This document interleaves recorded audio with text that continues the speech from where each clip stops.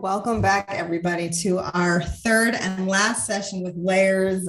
We will be talking tonight to Gabby Michelle, who will be talking to us about mental health. I'm so excited to be back. To remind you, I'm Shira Lankin Sheps. I'm the author of Layers, this book, Personal Narratives of Struggle, Resilience, and Growth from Jewish Women, 34 true stories from Jewish women from all over the world living in Israel. So we've got full color and personal narratives. It's incredibly enriching and inspiring. The reflection spaces. It's really a book that makes you think, that leaves you inspired, and it helps us all grow. And I'm so excited to be joined tonight by one of the women who are featured in our book, by Gabby, who is going to be speaking with us about mental health.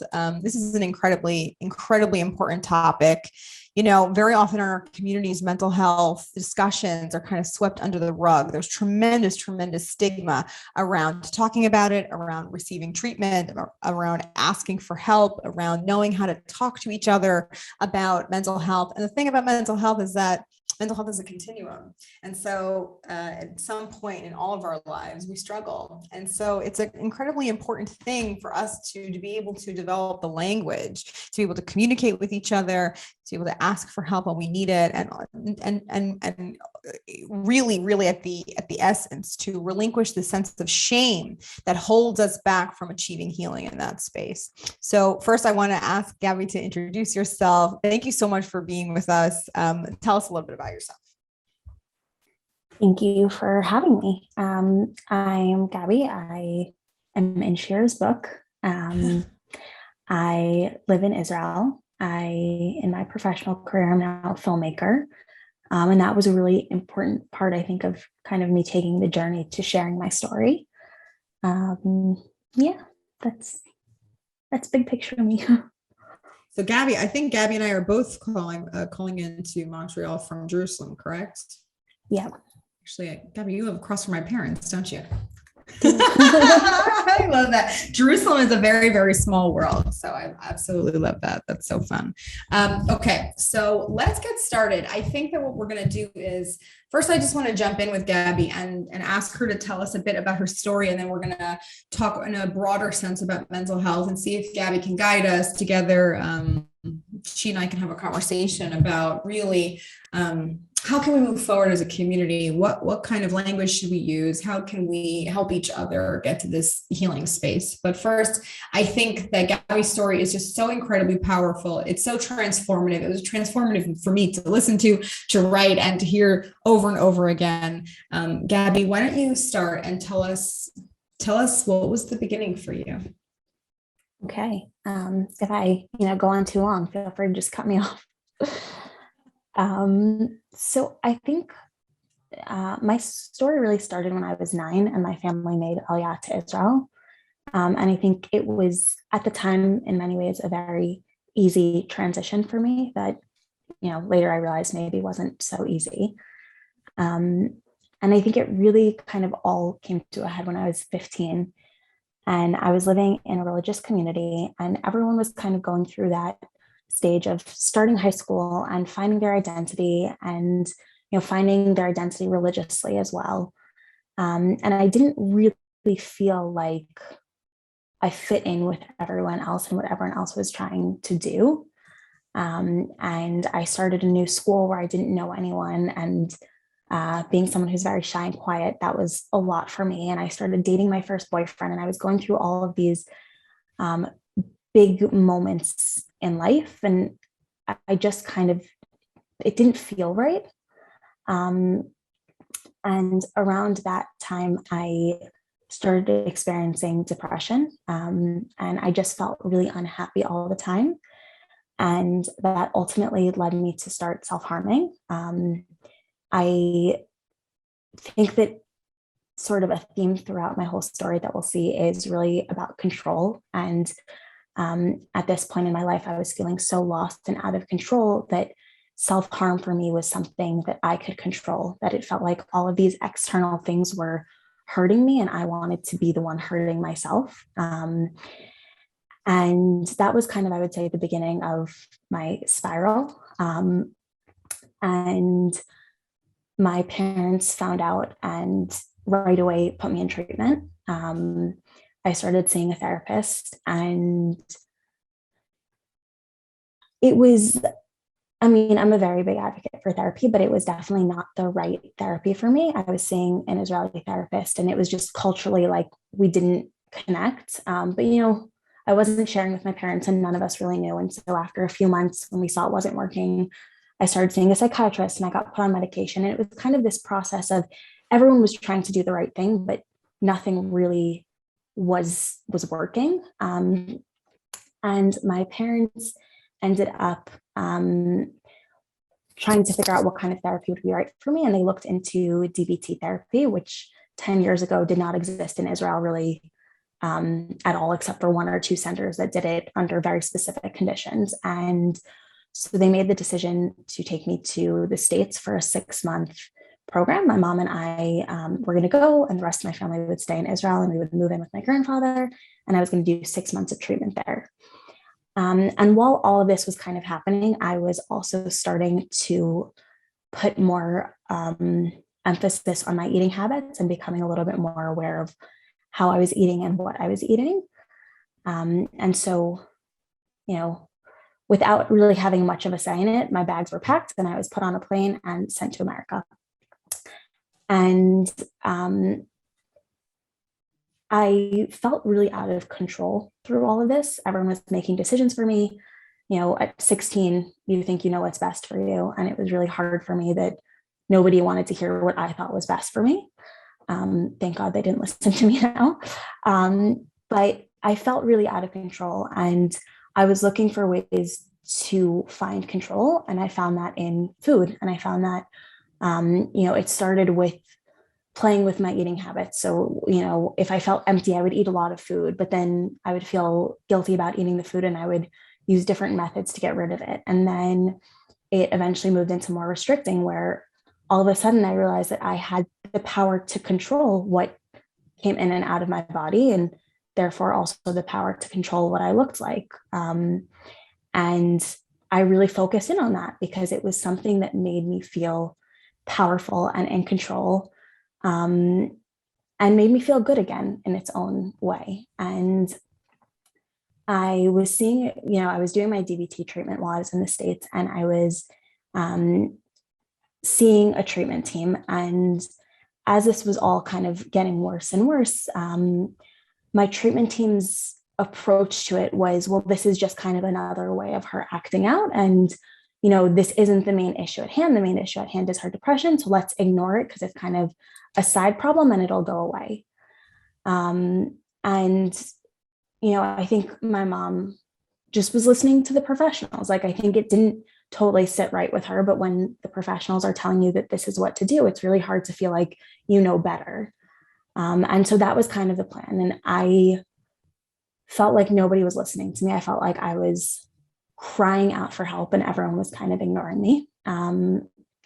And my therapist decided to send me to a family doctor just to make sure that, my health was okay. And so I started that process of being in follow-up with the doctor. And after a couple of months of, all kind of status quo of this all happening while I was kind of falling apart inside, the doctor said, I think that it might be time for you to move into an eating disorder program. Like, I think that this is controlling too much of your life, and it's both physically and mentally unhealthy, and it's time we do something about it.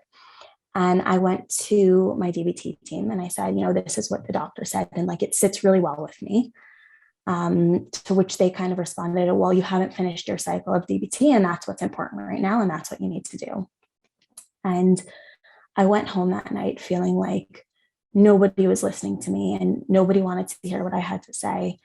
And I felt like I didn't even know how to scream out any louder. And I ended up that night swallowing a bunch of pills and trying to kill myself. And very quickly after doing it, I just had this thought of, my mom is in the bedroom next to me and she's going to find me. And so I went to her room and I said, this is what I did. And she took me to the hospital. They pumped my stomach and I was in the hospital for 3 days. And then it was time to leave. And so, my mom started figuring out how we were going to leave and keep me safe, and everyone was going to be okay. And I have a family member who's a doctor who was in New York at the time and was like, okay, like I'll help out, we'll make this work. And then the psychiatrist came into my room and my mom said, here's the plan. And they kind of said, well, if you try to take her home, we're going to call the police and we're going to get a court order to keep her. So you can either voluntarily admit her to the psychiatric unit, or, we can force you to do it. And so, we all decided best thing was probably to just do it, not with a court order. And so I ended up being transferred into the psychiatric unit there, where they really weren't equipped for dealing with eating disorders. I was put there because I had tried to kill myself, but they didn't really know what to do with me. And so, like I was not eating my meals every day. And then my mom would come visit every night and bring me food, and I would eat dinner with my mom. And then right after dinner would be shower time, and I would run to the showers, and shower time wasn't supervised. And I would vomit out everything that I had eaten because nobody knew what to do with me. And then I started losing weight, and they weren't happy with that. So their solution was to put me in my room all day, but I was unsupervised. So I exercised all day. And it was just kind of becoming this spiral that nobody knew what to do, but they didn't feel like I was ready to go anywhere, but they didn't know how to deal with me. And I just felt really alone and really lost. And kind of throughout this whole period of time, my mom and I did not have the best relationship because I felt like she had pulled me away from my life and thrown me into something I didn't want. And there was one day where we were sitting, she came to visit me in the hospital, and I lost it. And I was like, nobody's listening to me, I'm all alone, and I don't want to be here. And this is terrible. And I just remember us both like sitting there and crying. And she was like, you're not alone. I'm here with you. We're going to figure this out. It's going to be okay. And it was like the first time that someone had just said to me, like, you're not alone and it's going to be okay. And it was just like this big moment of, wow, okay, like I can breathe a little easier. And so from there, we worked out that my mom was going to come, someone from my family would come eat every single meal with me so that I was eating supervised meals. And after a week of doing that, my weight somewhat stabilized, and they transferred me to an eating disorder program, which was a day program. So I would be there every day from 9 to 5 and then sleep at home. And it was an extremely transformative experience. It was really the first, I would say it was probably the first therapy experience that I had that really worked. I spent 3 months there, and both physically and mentally, like I really stabilized. My weight got to a healthy place. And, one of the things about eating disorders is that when you're not at a healthy weight, your brain can't function well. And so until you get to a place where your weight is stabilized, you can't even really begin to work on a lot of the work that needs to be done because you're just not functioning well. And so it was this process of both getting physically to a place where I was okay, and then also starting to deal with all of the underlying issues.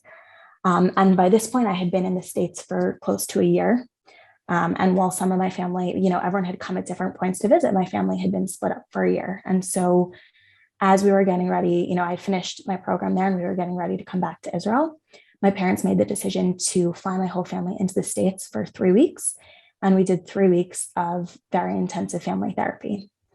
And it was extremely difficult and also so important because there were all of these things, that whole year where I had been dealing with everything going on with me. Everyone had all of these feelings and nobody took them to me because I wasn't in a place to deal with them. But there was in all of us a lot of anger and hurt, and we had to find our way to kind of come back to that. And my parents made sure that like every day of that week, we spent every day in therapy, but we also did something fun every day. And so it wasn't this chore of being in family therapy, but it was really rebuilding that connection. And then we came back to Israel, and I was 17. I would have been in 12th grade at the time.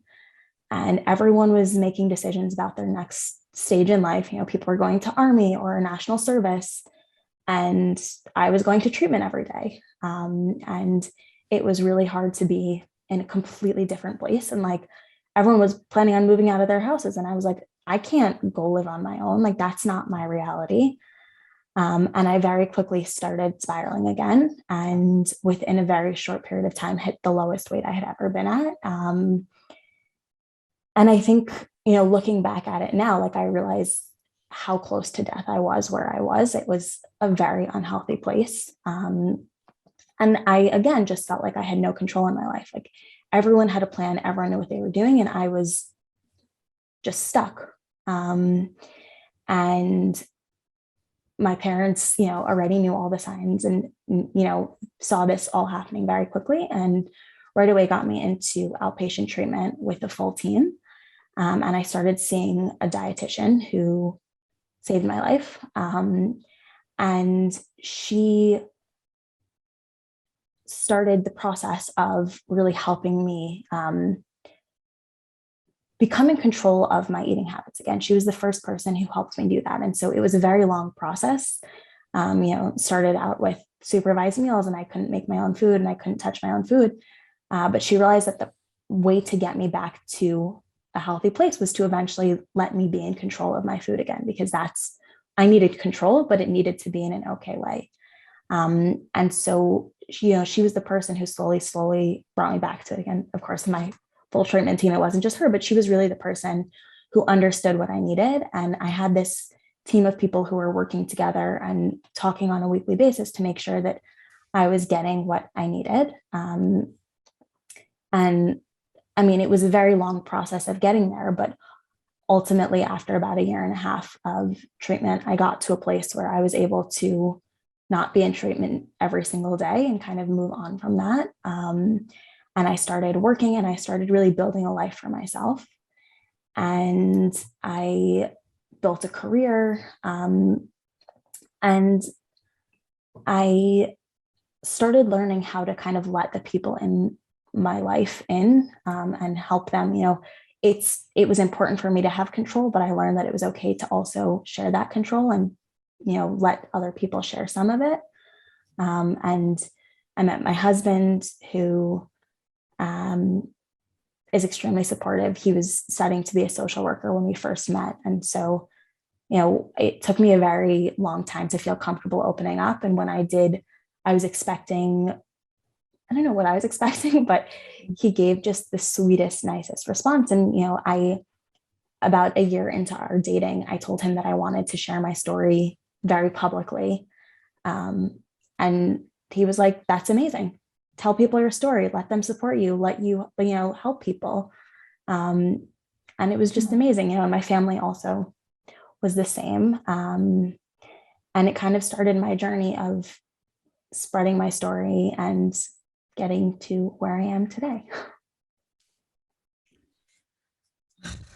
Every time I hear that story, it brings me back to the first time, which was so incredibly emotional. And I just wanted to thank you before we continue, but thank you for sharing this. It's so vulnerable, it's so raw, but it's a pleasure to listen to you share it, because I see the person that you are today. And you give me so much hope and so much inspiration that, we all can find healing. It's just an incredible journey that you've taken. So thank you, Gabby. Thank you. Thank you for giving me the space to talk about it. Let's get into like a broader conversation. But first, why don't you tell the audience, like, how did we find each other? Like, how did this come about? Tell us about like when you started sharing your story until now, in terms of that timeline. I think it's important. So about 4 years ago, I want to say, like I said, I'm a filmmaker and was making a video series about people kind of overcoming hardships. And I needed a story. And after a lot of consideration, decided to tell my own story. And I made a video that went out on YouTube and was seen by thousands of people sharing my story. And it was really the first time that I spoke about it in any kind of public setting. And then I want to say about a year later, Shira posted on Facebook that she was looking for stories of people who had struggled with eating disorders. And I got tagged in the post maybe 20 times. And I was like, okay, I guess I need to reach out to this lady. It was beshared. Yeah. And I reached out and I liked you. So I decided to share my story with you. So what was it like, because we're going to get into some conversations about stigma in a minute, but what was it like that initial rush when you told your story in film, right? Like you're the filmmaker and the producer and you're like, hold on, I'm looking for a story. And you're like, wait a second, I have this powerful transformative experience that I can share. That's incredibly vulnerable. And then you took it one step further and you're like, yeah, let me put it in a book for everybody just to keep on their bookshelf. Like, let me do that. So what has been the response to you sharing the story? And then what's been your like emotional response through the journey? It's been a lot. And it's definitely gone through phases. It was really scary at the beginning. Like it really wasn't something I spoke about at all with people outside of my family and my close friends. Yeah. And then, most people, like when they're ready to start sharing a story, will start telling it to like the kind of close circle around them. And instead I was like, let me tell the whole world at once. Yeah. And it went through a lot of like levels. Like first I had to just tell the people I was working with that I was going to do this story, and like nobody knew that about me. And all of a sudden I was like, hey, you've been working with me for 5 years. And also I'm going to put my story in this video series. Here's my story. And then I remember the day that it was being released and just like sitting there being like, everyone's going to know. And then it went out and everyone knew. And all of a sudden I was flooded by these messages. And it was really sweet and also so overwhelming to have all of these people like responding. And, then when I did the book, I was like, well, like I put my story out there. Everyone already knows it. But they didn't, because then I got even more responses from people being like, wow, I didn't know this about you. Thank you for sharing. That's so amazing. I remember you saying, I thought I did this already, but actually there were all these details that I had left out. And I don't know why I'm telling you this right now, but for some reason I want to be putting this in this space. And I remember that moment. You're like, wait a second, I thought that but I didn't to the extent that this is now. Yeah, it really has been a journey. Like I find that every time I share my story, I figure out what I'm comfortable sharing. And I've come a long way also in like what I tell and what I think is also important for me to share and for people to hear. Yeah, definitely. I think it is, Gabby and I are both storytellers in different formats, me in writing and photography, and she in film, and storytelling in general. And inherently, you can't tell every detail of a story. And you could tell the same story 10 times and they could be different each time, And so it's up to the storyteller each time to determine what feels safe for what audience, what feels good, what feels resonant, what feels valuable, what feels too raw. It also could depend on the day. Maybe it's an anniversary of a moment of something painful, and that day it's just too difficult, but a month earlier it was okay, and 6 months from now it'll be fine. So it really just, I think, depends, but it's such an incredible process to be a part of, especially when it comes to mental health, because what's really incredibly important is that the person who's sharing their story has the power and the control, the creative control, to be able to choose what details feel safe and what feels healthy to share. So I think that that's been incredible for me to watch, specifically doing this work with you for 3 years now. We started writing, we met 3 years ago. I interviewed her 3 years ago, and we wrote it together, and we took photographs, and then the book came out about 6 months ago, and now we've been on tour together telling these stories, and it's been incredible to watch your process with that. So thank you for telling us about that. I want to go a little bit deeper into this issue of stigma. I want to know, was there a stigma around mental health in the community that you grew up in, and how did that affect your ability to get treatment or even ask for treatment? And how did it affect you socially? Because I think that's really important. I mean, I think there was definitely stigma. And I think part of it was also like self-imposed. I think, it wasn't something that I heard about. And so I was like, oh, this isn't something that you talk about. But there was definitely this sense of like, you keep your stuff to yourself. And I mean, I was very lucky because my parents, there was no question. Like as soon as my parents realized that I was struggling, they put me in treatment. It wasn't a conversation, and I never had to ask for it. Like it was something that they saw and took care of right away. But it wasn't something I shared, and even when I ended up in treatment in the States, we didn't tell people where we were. Like I remember my mom and I came back after a year, and I remember being in shul one Shabbat right after we came back, and everyone was like, "You're back?" Like everyone kind of just assumed my parents had like gotten divorced and my mom took one kid with her and left, because that made more sense to people than like thinking about what else could have been there. And so it was definitely like, I wouldn't say it wasn't discussed, it wasn't out there, but it was definitely a feeling I had of like, this isn't something you want to tell people. And how was it with your friends? I mean, I didn't tell my friends. I think I was 17 and very naive, and I came back. I had been gone for a year and I wasn't healthy. I don't think I looked healthy. I wasn't, and I was just like, oh, nobody knows anything, and just never spoke about it. And years later, when I started speaking about it, everyone was like, yeah, we knew. And I was like, really? But I never told you.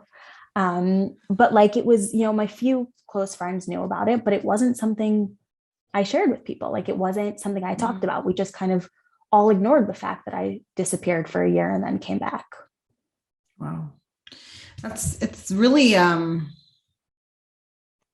it's very telling, because, in a family, let's say, that would not be as perceptive or as,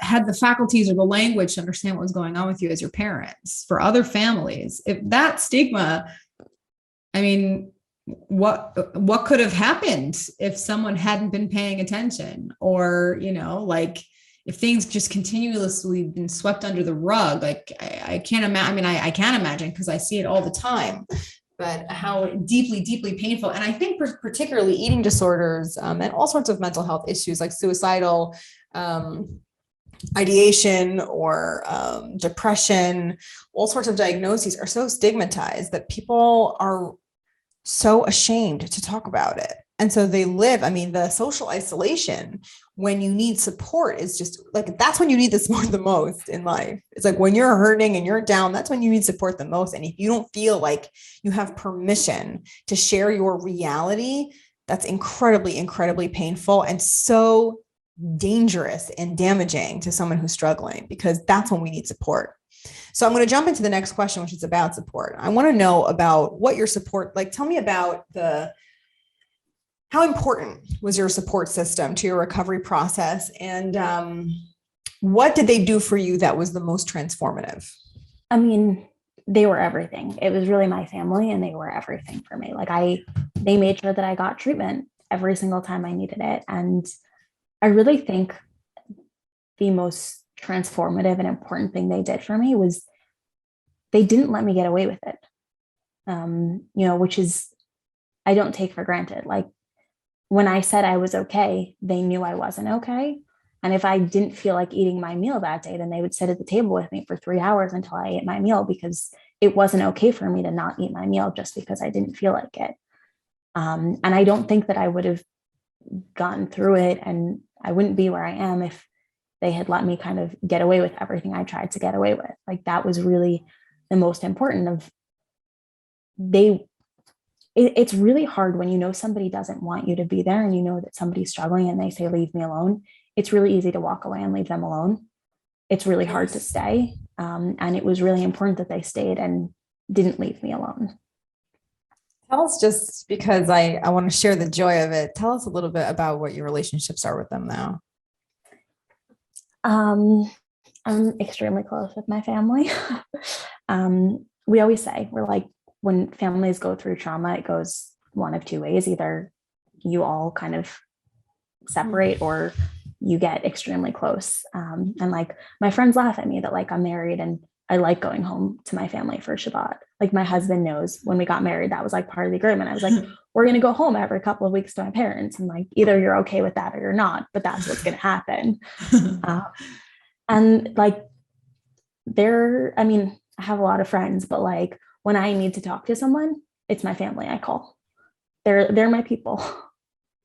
And a few weeks ago, I was so lucky to host a panel event that Gabby was featured in, actually in my home, in my yard here in Jerusalem. And Gabby's mom and her sister came. And she was telling her story and they were just sitting right there, like in the front row, like rooting for her and like just so present, so loving. And it was a pleasure after all these years of hearing about them. It was such a pleasure to meet them in real life and just to see the love that you guys share and such support. It's just, it's very inspiring.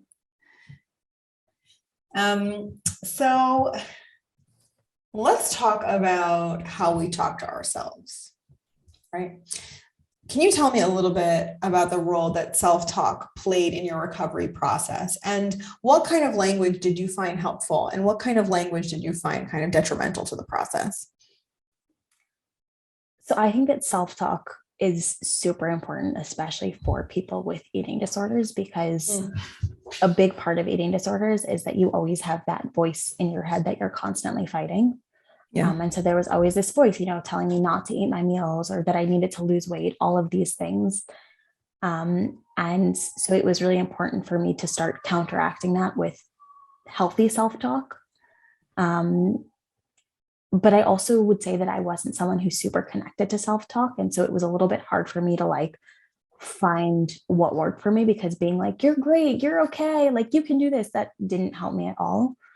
And so I think what I ultimately found really helped me, and to this day still helps me in terms of self-talk, is like really like telling myself that like, it's okay to be where you are. It's okay to not be okay. Like taking one step backwards doesn't mean that I have to start from square zero. And like, those were the things that I found really helpful and still find really helpful, is like, whenever there's that voice telling me that I'm not good enough or that I shouldn't eat or any of those things, saying to myself, like, hold up, like, it's okay to have those thoughts, but you don't have to give into them, is like what I found to be helpful.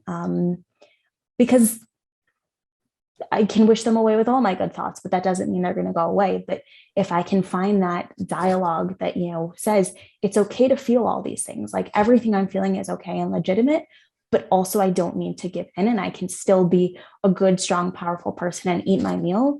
That's kind of what I've found really works for me in that sense. That's very helpful. Sure, Rabbi. Yeah. So it's, I didn't catch the question that you asked. I heard the answer, but what was your question, Shira? What was your? I asked, how did self-talk play into her recovery process? Self-talk meaning the language that we use to talk to ourselves in our own minds. And I asked her what she found to be helpful and what she found to be hurtful or negative, detrimental. Great. Thank you. So is that how you would define self-talk? Maybe you want to a little bit. Sure. Self-talk is the language that we use to talk to ourselves in our own mind. So this is a great muscle, a great example. Okay. You're going on a trip in your car. Okay. You're going to be in the car for 20 minutes and you have the opportunity to turn on the radio. Now you can turn two different stations on. One could be a station that is kind of like a grungy, angry, some sort of music that's going to bring you back to a place that doesn't feel very good or put you in a kind of like a tense place or a bad mood. And the other station is playing a love song or a ballad or pop or your favorite rock song or whatever it is that you love, something that's going to put you in a really great mood. And so you have two options. You could spend this 20 minutes listening to something that's going to make you feel awful, or you can spend those 20 minutes listening to something that makes you feel really good. And that basically is an analogy for how we function through the world. So we can go throughout our days and we can say negative things to ourselves. We can say, you're not good enough. You're ugly. You're fat. You are not successful and not smart. I can keep going. Or we could say things like, wow, you're really trying your best today. You feel great. You look great. You are a wonderful, worthy person. You have a divine soul and you are worthwhile. You see the difference? And so this monologue, this kind of soundtrack to our life that goes on inside our own heads, the way that we speak to each other, ourselves, is incredibly, incredibly powerful. And the secret is that we get to control that. Like Gabby was showcasing, our emotions come and go, but our thoughts, we actually have control over. We get to say, no, I'm not going to engage with that thought, or that thought isn't healthy for me. Instead, I'm going to replace that thought with a new thought. So if a negative thought comes into your mind, you can say, no, I'm going to transition to something more positive. I'm going to be kinder to myself.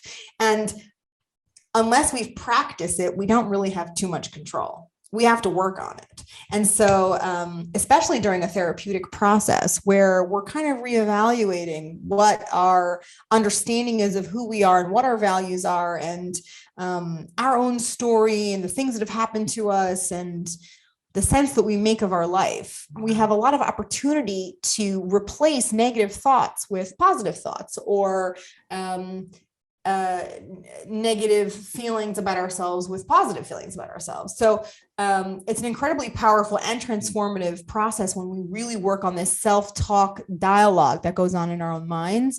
And so, especially when it comes to mental health recovery, and any issue that's particularly stigmatized or taboo within the community, the externalized shame. So the way that the community makes us feel very often is the narrative that's running through our own minds. But we have the choice to reject something that's going to be toxic for us, or that's going to be detrimental to our own health and well-being.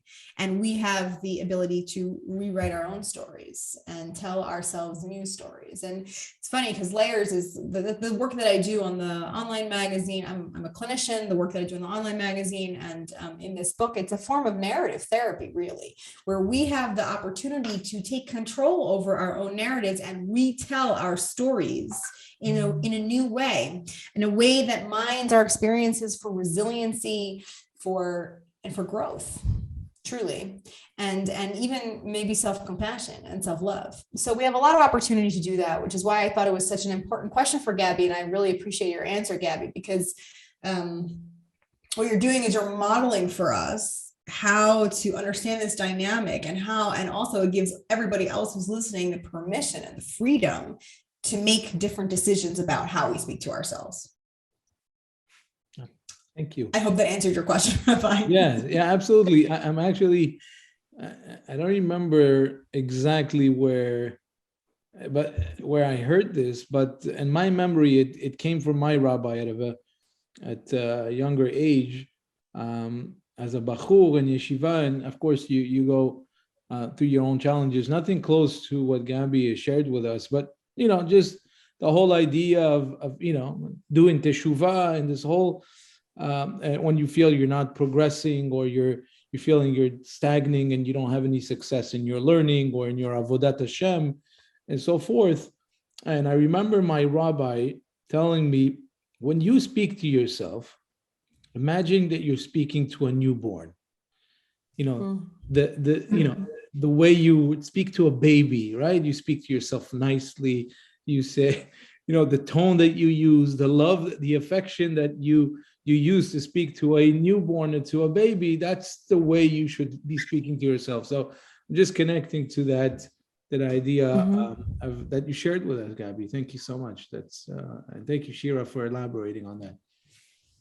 Of course. It's also, if I can say, it's also the way your mother approached you when you were rejecting her in that home. She said, it's okay, but you'll be all right. You're not alone. So you were telling yourself, it's okay, like you were stepping outside of yourself. So you were not alone. That's a fabulous connection, Sandra. And I think that was really, really important. And I think that the fact that you're bringing it up is really going to drive it home, is that the way that we act in our homes, the way that we speak to ourselves is the way that our children are going to speak to themselves.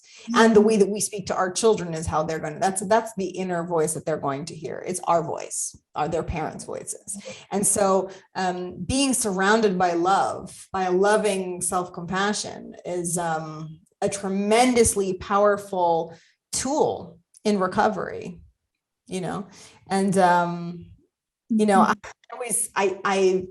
I experienced, when I was a kid, when I was a teenager and young adult, I would hear a lot of people complaining or telling me that their mothers would speak really, really negatively about their own bodies when they were at home. They would say, oh, I'm fat, oh, I'm ugly, oh, I don't fit into this, I don't do this, and not. Like, it was a really negative self-talk. And there would be like this obsession with dieting that was in the house.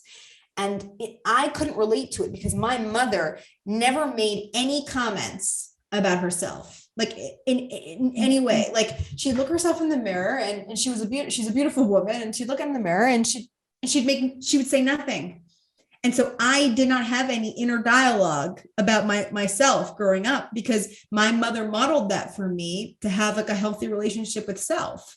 There was no self-criticism at home, and she didn't criticize me, and she didn't criticize herself. And so I didn't criticize myself either, and I learned that, and I didn't even realize it was happening until I went out into the world, and everyone was telling me about how their mothers, shamed them or shamed themselves. And it's I think as Jewish women, we have incredibly complicated relationships with our bodies, what they're for, the children that we carry, and the food that we make, and the societal expectations of the way that we're supposed to look, and what we're supposed to do, and the energy that we're supposed to have. And it's complicated. It's an incredibly complicated dynamic, incredibly complicated. And so I think, Sandra, your point is really, really well taken, which is that the way that we speak to each other matters. And the way that we speak to ourselves matters, because it reverberates through our household, through our families. Tonight is my grandmother's yahrzeit. She's been gone for about 7 years. And she was a Holocaust survivor. And I have been saying, it just occurred to me, like, I think this year, and she was extremely, extremely, extremely close to me, like one of my closest friends, my grandmother. And I realized that the values that she gave to our family, the values that she lived, just reverberated through the generations, in terms of how refined she was, and how she talked about herself and what her expectations were of us. But that's the voice that I hear in my head. And so the things that we say in our homes matter. It matters, because you can build or you can break a family with it. And Luckily for Gabby, her mother is just an incredible role model, and such a model of love. Can I ask you a question that really fascinates me? You were close to your grandmother, and how lucky that you were for it. During your adolescent years, or when you grew to be an older teenager, were you also that close, or time took you away, studies, friends, this, that? Were you still sharing quality time? So my grandfather passed away also. He passed away on the 6th night of Hanukkah when I was 16 years old. And my grandmother was living in Queens, New York, and she moved to my hometown. She moved to my neighborhood and down the block from my parents. And I would call her about, I think, every day from when I was an adolescent. When I got my phone, when the first time I got a telephone, I called my grandmother every day. I brought all my boyfriends to her. She would take us out to dinner, and her approval was very important to me. And when I went to college and I went to Israel, I would write her these like long letters of everything that I was seeing and everything I was experiencing. And till the end of her life, we spoke on the phone every single day. Because I have a beautiful little granddaughter. Mm-hmm. It's actually, she was born on the same Jewish day as our rabbi. Right, Rabbi? My granddaughter Eloise, you have the same birthday as her. You told me that. I'll never forget that. Anyway, it's a very special thing to know. And I'll remind her as she grows up. But my friends, they say, enjoy this time while she's little and growing, because now you spend time, then when she's in school you'll spend time, but when they get adolescent, you won't see them much anymore. And I don't buy into that, because it's your choice what to cultivate and the seeds you want to plant. Yeah, listen, and I think that as what Gabby was saying about her mother, and I experienced with my own grandmother and my parents, it's about something that we call in the clinical world attunement. Attunement. Okay. It means, are you turned in to the radio station that she's playing? So the reason why I was so close with my grandmother was because she genuinely listened to me. She listened to me from the time that I was Eloise's age. She listened to me as if I was an adult from the time that I was born until I became an adult. And she was always interested in what I had to say. And we had really fascinating conversations. It was like a relationship that was built on many things. And she listened to me. She made it her business from when you were little to give you that education that every Jewish girl deserves. And so she engaged, and more. Yeah, she engaged with you.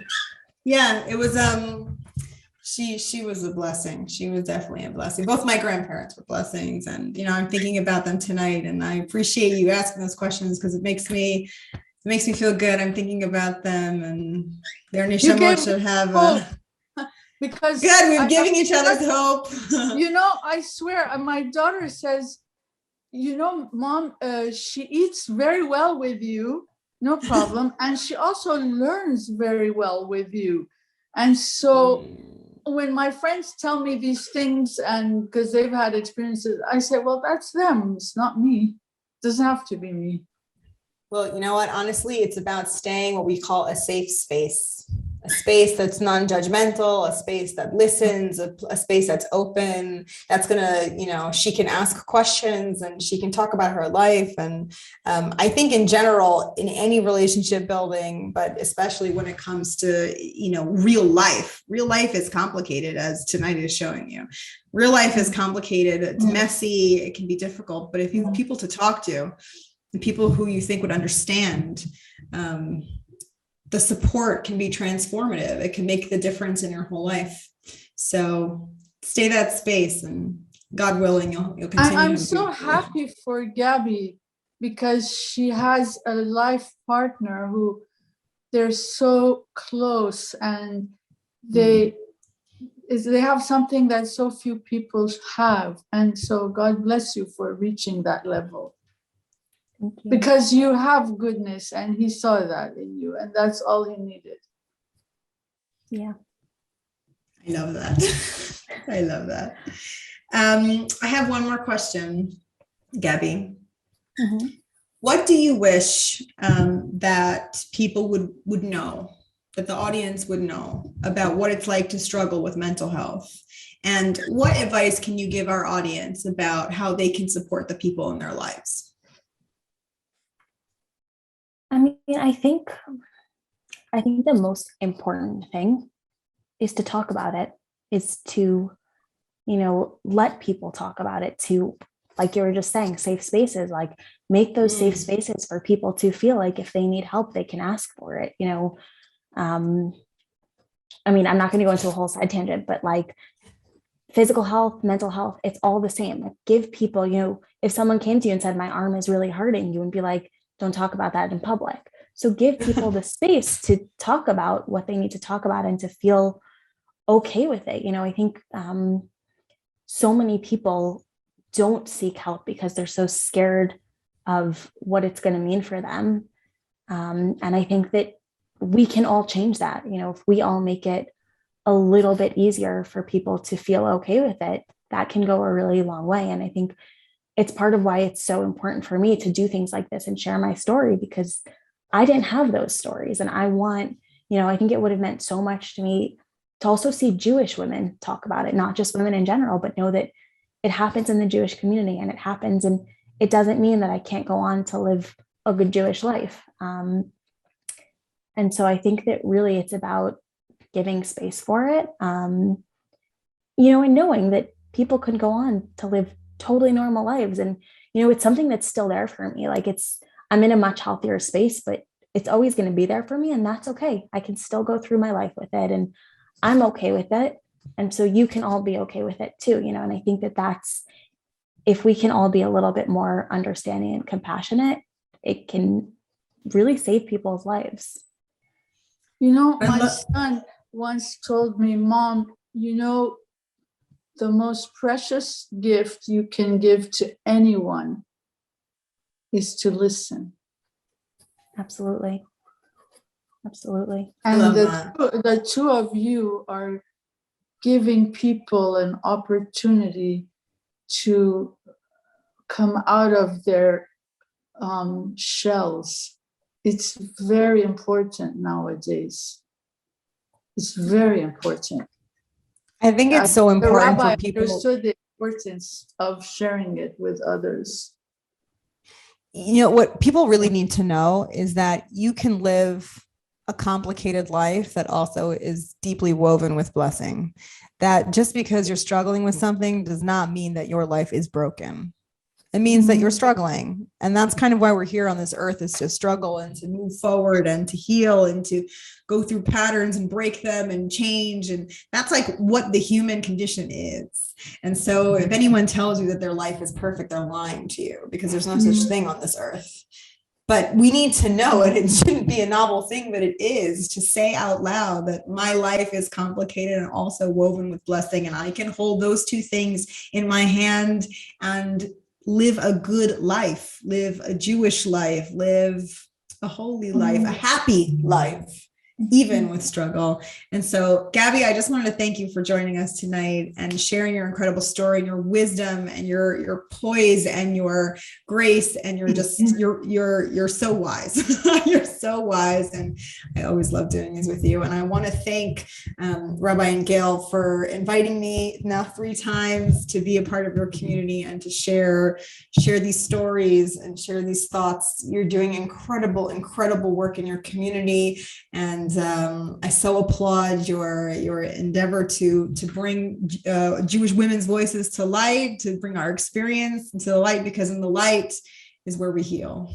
And so I want to thank you all for joining us. And it was wonderful to Shira, be here with you. You don't only listen very well, but you're very articulate. And Thank you. Really works good for you. Thank you very much. You I guys are appreciate both, Gabby, thank you so much for sharing it. You're amazing. Your story is amazing. And wish you continued success and blessings to you and to your family. Shira, what can I say? It's been really a beautiful experience. We hope to bring more and more of this sharing, and I hope that our community together will be able to be an eye-opener and a door opener to those that are struggling and are able to find the kochot, find the strength to share their personal story. And hopefully with that we'll be able to help as many people as we can. God willing. Just a reminder before I forget, if you want to purchase this book, you have a bunch of options. You can go on korenpub.com. It's being sold by Koren Publishers in Jerusalem. They ship to Canada very, very fast. And you can use the code LAYERS10 for 10% off your order. The book is actually on sale right now because of Hanukkah. It's the lowest I've ever seen it. So go and grab it while you can. They're also selling it on Amazon and Barnes & Noble and any local Jewish bookstore. Go get the copy of the book. You will not regret it. There are 34 amazing stories. Gabby is one of them. Just imagine Gabby times 34. It's an incredible experience. And so I just want to say that we've already got over 30 women that are ordering the book. Wonderful. Yes, Wow. yes, in our synagogue. Oh, fabulous. Yes, and I was just putting actually the orders together so we could just get everything shipped to that's fantastic. Yeah, great. So I was if you're doing a bulk order, I can connect you with someone from Koren if that's easier for you. You let me know. So do you know Aaron in Koren? Is that who you speak to? Because Aaron usually gives us a very nice discount also. Then go with Aaron. Maybe that's your Canada guy. Go with that. That's wonderful. Actually, amazing. I'm going to send him an email, and we might make a few more orders, and we'll ship. Well, it's going to be shipped to the synagogue, and people will come and pick it up in person. Amazing. Well, enjoy it. Enjoy it. I Absolutely. hope it's a meaningful read for all of you. And I love speaking to your community. This was so fun. Thank you so much, Shira. Thank you, everyone. Have a beautiful Rosh Chodesh, Shavua Tov, and Chanukah Sameach.